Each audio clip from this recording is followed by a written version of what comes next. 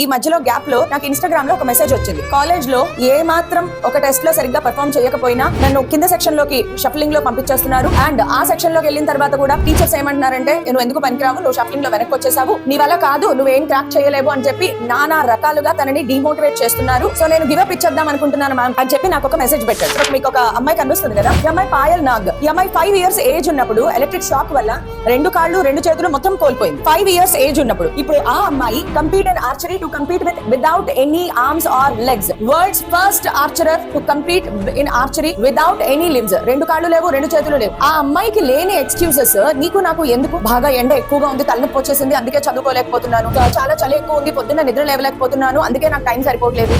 ఇవి మనం చెప్పే ఎక్స్క్యూజెస్. ఆ అమ్మాయికి లేదా ఫిజికల్ గా, మెంటల్ గా, సొసైటీ పరంగా ఎన్ని ప్రెషర్స్ తట్టుకునే అమ్మాయి ఇక్కడ దాకా వచ్చింది. సో మనం స్టాప్ గివింగ్ ఎక్స్క్యూజెస్. మనము ఎక్స్క్యూజెస్ వెతుక్కుంటాం, కారణాలు. ఒక పని ఎందుకు చేయలేకపోయాము అంటే మనకి చాలా పెద్ద లిస్ట్ ఉంటుంది, రకరకాల కారణాలు చెప్తా ఉంటాం. బట్ ఇలాంటి వాళ్ళని అప్పుడప్పుడు మనం ఇన్స్పిరేషన్ గా తీసుకోవాలి.